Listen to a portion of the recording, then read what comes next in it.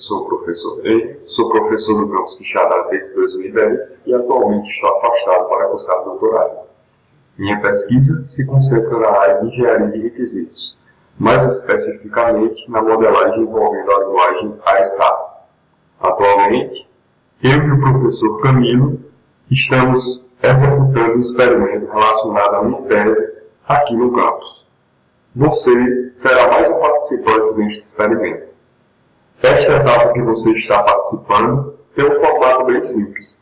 Inicialmente, mostraremos este vídeo de treinamento em ASTAR e em seguida pediremos que vocês respondam algumas perguntas em um questionário que aparecerá no link. Agradecemos a participação de todos desde já. Nós organizamos este vídeo da seguinte forma. Inicialmente apresentaremos os conceitos de ASTAR. Em seguida, apresentaremos conceitos específicos de domínio, do domínio de segurança e do domínio de agentes. E também mostraremos alguns conceitos adicionais relacionados à ASTAR. Então vamos iniciar contextualizando a modelagem de sistemas, fazendo um paralelo com a construção civil. Quando um prédio vai ser construído, isto requer muitas vezes que um projeto seja feito.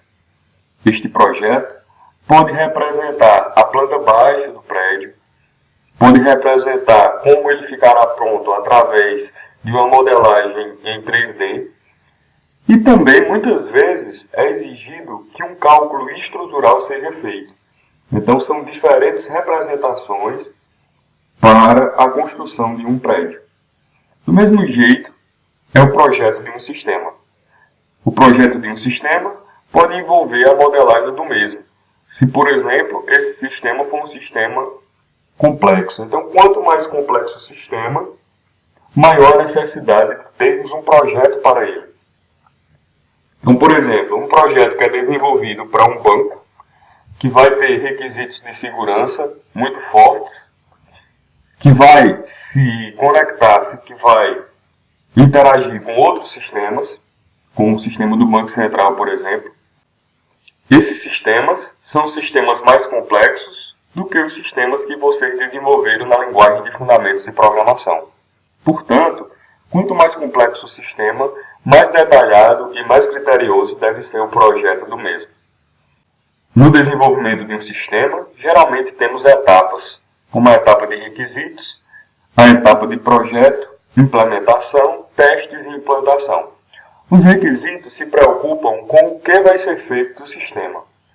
O projeto ele já detalha um pouco mais e pensa, em como o sistema vai ser implementado. A implementação trata-se da codificação, propriamente dita.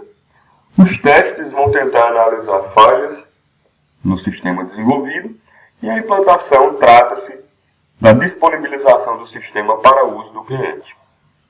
Então, na fase de projeto, nós vamos ter uma modelagem mais detalhada do que na fase de requisitos. Na fase de requisitos, nós estamos buscando entender o que deve ser feito do sistema. E, portanto, nós vamos ter linguagens de modelagem que são um pouco menos detalhadas. Então, quem conhece o ML, a UML se concentra na fase de projeto, porque ela traça, boa parte dos diagramas de UML, eles se preocupam em como o sistema vai ser implementado. Já as linguagens de modelagem de requisitos, elas se preocupam mais em modelar o que vai ser feito no sistema. Uma das linguagens de modelagem de requisitos é a linguagem que veremos a seguir, chamada ASTAR. Então, ASTAR foi proposto por Eric Yu, da Universidade de Toronto, em 1995. Ela é uma abordagem centrada em stakeholders do sistema, ou seja, ela se preocupa em modelar os envolvidos do sistema, que chamam de atores, e os seus relacionamentos. E esses atores, eles dependem uns dos outros para alcançar seus objetivos, que são os goals. O ASTAR ele ajuda a entender os requisitos do sistema e prepará-los para futuras mudanças. Basicamente, o que se propõe a ASTAR é definir o que eu quero desse sistema. Isso é modelado através de objetivos e das qualidades do sistema. E responder como eu alcanço o que quero. Isso é detalhado a partir de tarefas, recursos e os relacionamentos entre essas entidades. e de quem dependo para alcançar o que quero. Então, trata-se da modelagem de atores e os relacionamentos de dependência entre eles. Ok, então esta é a estrutura do A-Star. O A-Star ele é composto por dois diagramas. Em A-Star nós temos o diagrama de dependência estratégica, que é o modelo SD, e o diagrama LSR, que é o diagrama de raciocínio estratégico. Eles têm uma sintaxe, uma representação gráfica muito parecida. A diferença de um para o outro está em algumas representações de relacionamentos, né? E também no nível de detalhamento que eles dão do sistema, sendo o SD o mais simples e o SR o mais completo. Então, o que é que podemos representar nos diagramas SD e SR de A-Star? Nós podemos representar atores, nós podemos representar elementos intencionais, que são 4 tipos de elementos, nós veremos daqui a pouco. Nós podemos representar alguns relacionamentos. Então vamos apresentar as entidades de A-Star. Inicialmente, vamos mostrar os atores. Os atores são representados como círculos, como pode ser visto na parte superior do slide. Eles representam entidades, sistemas ou pessoas que dependem uns dos outros para que objetivos, metas, elas sejam alcançadas, tarefas sejam realizadas e recursos sejam fornecidos. Então, um ator pode ser, por exemplo, uma instituição, como uma agência de viagem, como a Universidade Federal do Ceará, como a Universidade Federal de Pernambuco e outras. E pode representar também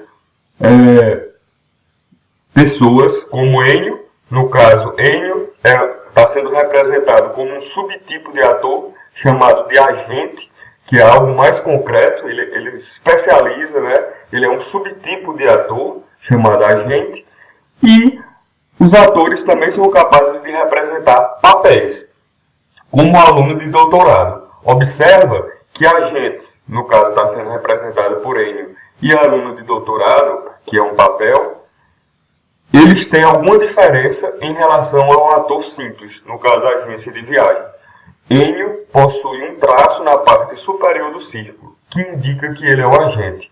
E aluno de doutorado possui um traço na parte inferior do círculo, que indica que ele é um papel.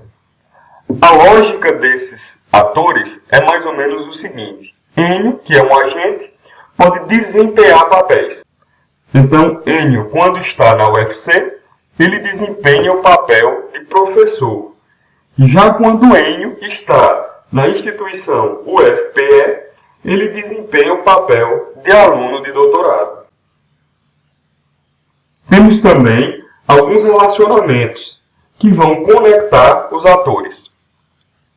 Temos inicialmente o relacionamento E1, que é o relacionamento IS-A. Ele representa generalização e especialização. Então ele indica, por exemplo, que um aluno de doutorado é um subtipo de aluno. Portanto, conectamos o papel aluno de doutorado ao papel aluno por meio de um relacionamento com a seta de cabeça aberta e o rótulo IS-A. Temos também um segundo relacionamento chamado participa em. Ele indica parte todo, onde, por exemplo, um professor ele é parte da UFC. Ou seja, um professor ele participates em Universidade Federal do Ceará. Ele é parte da universidade. O relacionamento participates in, ele também pode ser utilizado para mostrar que um agente desempenha um papel. Então, quando o relacionamento participates in envolve um agente e um papel, isto indica que aquele agente desempenha aquele papel. Como, por exemplo, o agente N está relacionado ao papel aluno de doutorado através do relacionamento participates in. Isso indica que o agente N desempenha aquele papel de aluno de doutorado. Temos ainda um terceiro relacionamento, que é o relacionamento de dependência. Este relacionamento representa que um ator depende do outro em relação a um elemento intencional. Então, temos no exemplo que o aluno depende da agência de viagem para comprar uma passagem. Então, para que o aluno consiga executar a tarefa de comprar passagens, ele depende da agência de viagem. Além dos atores, nós temos ainda 4 entidades em A-Star, que são os elementos intencionais. Eles são objetivo, que é mostrado por um retângulo com as bordas arredondadas, e é utilizado para modelar estados que os atores querem alcançar e que pode ser claramente definido e alcançado. Temos ainda qualidade, que são atributos que os atores desejam alcançar, mas que não estão claramente definidos ou não podem ser alcançados plenamente. Ou são requisitos de qualidade, né? Então não são requisitos relacionados a funcionalidades que o sistema deve ter. Como, por exemplo, aqui nós temos venda rápida, né? E ele é representado como uma espécie de nuvenzinha, né? Uma forma gráfica meio abaloada, certo? Nós temos também, né, o terceiro elemento intencional, que é tarefa, né? Eles são ações que os atores executam para atingir objetivos. Eles podem representar funções, operações, atividades, é algo que se deseja que o sistema execute. Como, por exemplo, pagar ingresso. E temos também recurso, que é uma entidade física ou informacional que o ator requer para executar tarefas. Então, o recurso pode ser um computador, pode ser um mouse, esses são recursos físicos, pode ser um cartão de crédito, né? Que é um recurso físico que você precisa, por exemplo, para vender ingressos, para pagar o ingresso. Mas os recursos eles podem ser também informações. Então, por exemplo, um sistema de vendas pode ser interessante, pode ser necessário que ele se comunique com o sistema do Serasa para ter a informação dos devedores. Então, essa informação dos devedores oferecida pelo Serasa é um recurso, mas não é um recurso físico, é uma informação. Neste slide, nós temos o modelo SD de A-Star, que representa que um cliente depende da loja de mídia para finalizar compras. Esse mesmo cliente, ele depende da loja de mídias para ter segurança na compra. O cliente, ele também depende da loja de mídia para ter disponibilidade, para conseguir executar a tarefa de navegar no catálogo e para que itens sejam comprados. Por sua vez, a loja de mídia, ela depende do fornecedor para ter mídias. Ela depende do fornecedor para que o estoque seja mantido e ela depende do fornecedor para ter itens de qualidade no seu estoque. Ok, este é o modelo SD. Vamos agora para o modelo SR. O modelo SR ele representa as mesmas entidades do modelo SD, ou seja, representa atores e os elementos intencionais.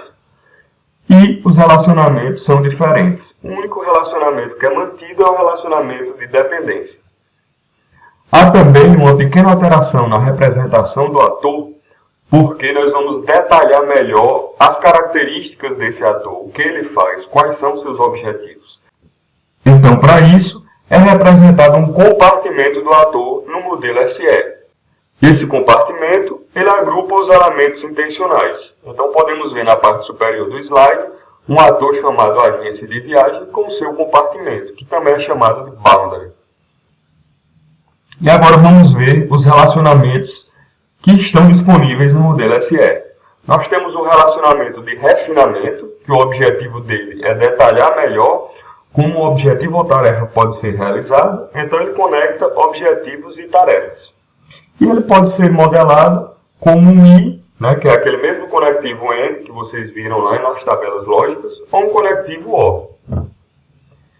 Quando eu modelo o meu refinamento com um relacionamento em forma de T, como esse da esquerda, isso eu estou indicando que ele vai ser um I. Vamos ver. Para que eu tenha uma autorização obtida, eu preciso cumprir 2 objetivos. Eu preciso que a requisição seja preparada e eu preciso que a autorização seja assinada. Então, eu preciso dos 2. Note que aqui temos um refinamento, nós temos um detalhamento do objetivo autorização obtida, de como eu consigo atingir esse objetivo. E ele é atingido uma vez que os 2 objetivos que estão decompondo o inicial, eles são também cumpridos. Já no exemplo da direita, nós temos um exemplo do refinamento do tipo OR. Note que é uma seta de cabeça fechada e que ou um ou outro é elemento intencional que o refina sendo cumprido, isso indica que o objetivo que está sendo refinado também é cumprido. Então nós temos uma viagem agendada, um objetivo. Para que a viagem seja agendada, eu posso fazer um agendamento por partes, ou eu posso reservar a viagem completa. Note que um ou outro sendo feito, o meu objetivo ele é atingido. No modelo SR, além do relacionamento de dependência que nós apresentamos lá no SD, nós temos o relacionamento de contribuição. O relacionamento de contribuição, geralmente a gente tem ideia de contribuição como sendo algo que ajuda, né? Mas o relacionamento de contribuição ele pode ter um efeito positivo ou pode ter um efeito negativo. Então, eu posso contribuir positivamente, ajudando, ou eu posso contribuir negativamente, atrapalhando.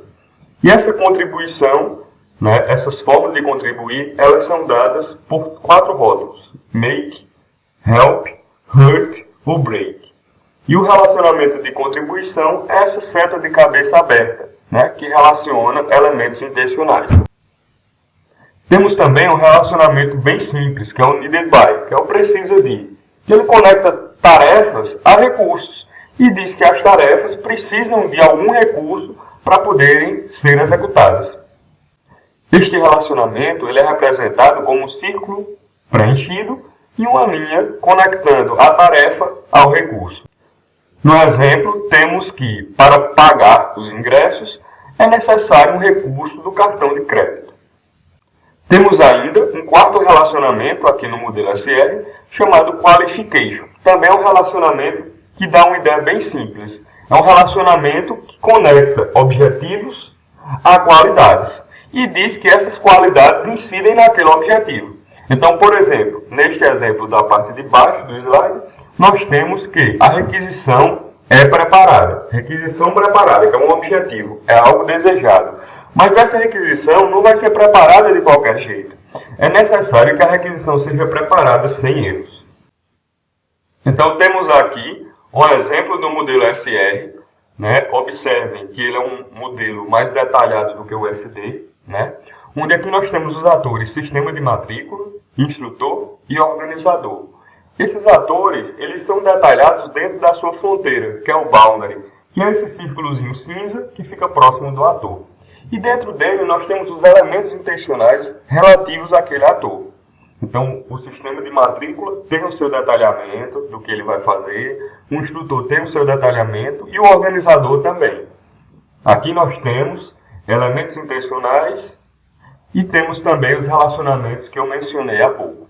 Além disto, nós temos dependências que relacionam elementos intencionais entre os atores. Ok, encerramos a primeira parte do vídeo, que consistiu na apresentação do A-Star. Nesta parte agora, apresentaremos alguns conceitos. Iniciaremos pelos conceitos da área de segurança. Então, quem nunca ouviu falar que um sistema foi invadido, que um hacker roubou dados de um determinado servidor, os dados de uma determinada empresa?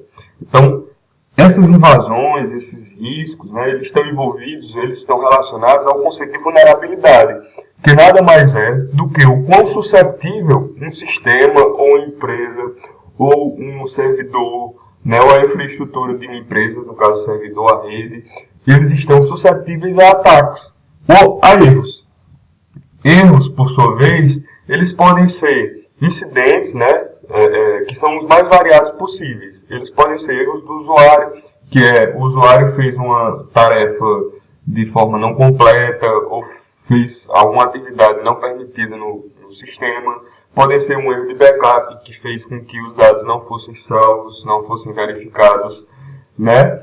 E podem ser erros de processamento, né? O hardware ele não tinha recurso suficiente para executar uma determinada tarefa, pode ser erro de memória, enfim. Vulnerabilidade e erros são conceitos relacionados, onde a vulnerabilidade representa o quão suscetível um sistema está a ataques externos ou a erros, e os erros são ocorrências, de fato, que podem ser de hardware, de software e assim por diante. Então, apresentar também alguns conceitos de agentes inteligentes, né? E na ciência da computação, que é a nossa área, a gente tem uma sub-área chamada inteligência artificial. E dentro dessa sub-área, né, que investiga agentes autônomos, né, que se adaptam sem intervenção dos seres humanos e assim por diante, nós temos uma sub-área ainda mais específica, que é a área de agentes, né? Os agentes, eles são entidades de software, né, que podem perceber o ambiente por meio de sensores e eles podem agir por meio de atuadores. E eles fazem isso baseado em um comportamento, né, que vai ser programado. Ok, então como exemplo de um agente, nós poderemos ter um agente em uma entidade física como um robô, que é o exemplo mais palpável para nós de agente, pode ser. Então, um agente de software que está embarcado dentro de um robô, ele vai ter lá o software relacionado às percepções daquele robô, né? Onde o robô vai perceber a distância em relação a objetos, o robô vai perceber a temperatura externa, o robô vai perceber um objeto que está na sua frente, que deve ser pegado, né? Que deve ser capturado. E o robô também vai ter os seus atuadores, que podem ser os braços e as pernas, que vão fazer com que ele haja no ambiente, caminhando, ou pegando alguma coisa, não é? Ou mesmo vocalizando, falando alguma coisa, né? Esses são exemplos de atuadores.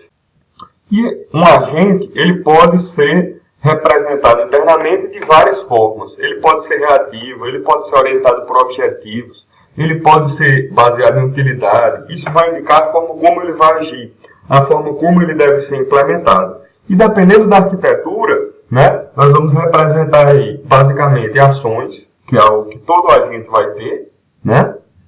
E ele pode ter também planos, né? O que são planos? Planos são sequência de ações, né? Segue o mesmo princípio de planos que vocês têm quando, por exemplo, vocês vão viajar. Vocês traçam um conjunto de ações para que a viagem de vocês aconteça, para que vocês atinjam esse objetivo de viajar. Temos também, vamos contextualizar também outras características, algumas relacionadas a um domínio específico, como conflitos, que podem acontecer entre objetivos. Os objetivos podem ser conflitantes. Esses conflitos, eles podem acontecer entre atores, né? Conflito é aquele conflito que nós conhecemos, é um termo bem coloquial que representa divergências, né? Serviço está relacionado não a serviço web, como a gente conhece no meio da computação, mas o serviço de uma empresa. É aquilo que ela oferece para o cliente, né? É aquilo que ela presta, é aquilo que ela oferece como prestação de serviço. Compromisso. Compromisso é justamente o termo que a gente utiliza coloquialmente também. Compromisso é o aluno se compromete com o professor em estudar para tirar a nota boa da prova. O aluno se compromete com a universidade em cursar as disciplinas para obter o diploma, né, para obter a titulação. E assim por diante, são compromissos, né? Contexto. Contexto é a descrição de um cenário onde algo acontece. Então, por exemplo, nós estamos no contexto de uma sala de aula, que tem carteiras, né, que tem um quadro, que tem um professor. Então, para que uma aula, por exemplo, aconteça, ela tem que ser feita no contexto de uma sala de aula. Só um exemplo, né? E também nós temos alguns conceitos não relacionados a um domínio, como, por exemplo, identificar uma entidade. Então, muitas vezes, um objetivo, por exemplo, em estrela, ele é utilizado fora do diagrama, né? O nome do objetivo é utilizado fora do diagrama. E como a descrição dos objetivos geralmente podem ser uma frase, né? Geralmente é mais de um termo, muitas vezes é colocado um identificador curto, né? Por exemplo, objetivo para dizer que é o objetivo G1. E aí, fora do diagrama, eu posso me referir a esse objetivo como G1, não pelo nome dele que aparece na descrição do rótulo dele. Então, isso seria um identificador de entidade. Identificador de status. Esse identificador de status vai informar se o objetivo, se ele foi cumprido, se ele está mantido, se ele foi rejeitado e assim por diante. A cardinalidade, ela indica a quantidade e representação de relacionamentos. Então eu digo que uma universidade ela pode ter até 100 professores. A cardinalidade ela se preocupa com isso, em representar quantidades, em quantificar relacionamentos. Além disso, em estrelas, né, e outras linguagens de modelagem, nós podemos especializar entidades. E essa especialização acontece não apenas conceitualmente, como eu mostrei o diagrama ISA. Essa especialização ela pode acontecer a nível de representação gráfica mesmo, né? Então eu posso dizer que um ator ele tem um subtipo que é o agente e diferenciar ele do traço em cima. Então existem outras formas de especializar a entidade que nós apresentaremos no questionário para vocês. E especializar relacionamentos da mesma forma, né? Nós temos os relacionamentos de A-Star e esses relacionamentos eles são especializados,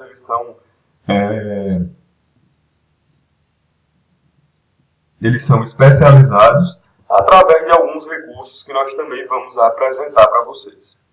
Além disso, nós podemos ter um link com a representação externa, do mesmo jeito que nós identificamos elementos, podemos, da mesma forma como nós identificamos entidades em A-Star e utilizamos esse identificador externamente, nós também podemos ter identificação de... Então, da mesma forma como nós identificamos as entidades de A-Star, como eu citei anteriormente, nós podemos... Então, da mesma forma como nós identificamos as entidades de A-Star e podemos acessá-las externamente, nós também podemos fazer o inverso. Ter uma representação textual externa e utilizar e linkar essa representação textual fora do diagrama, dentro do diagrama, através de um identificador. Né? Isso é um link para a representação externa. Além disso, nós temos a representação de sintaxe específica no modelo. Então, quando nós queremos expressar alguma coisa em lógica de primeira ordem, né, em lógica matemática, e nós também podemos representar, e nós também podemos introduzir nos modelos uma representação de alguma sintaxe específica, como, por exemplo, alguma notação em lógica de primeira ordem ou em lógica matemática que pode ser inserida nos modelos. E isso vai ser destacado nos modelos. Então, esses conceitos aqui, vocês vão ter novamente no questionário. Não se preocupem em estar decorando, porque eles vão estar presentes lá novamente. Ok? Bom, então era isto, pessoal, a capacitação. E agora o professor que está em sala vai orientar vocês em como acessar o questionário.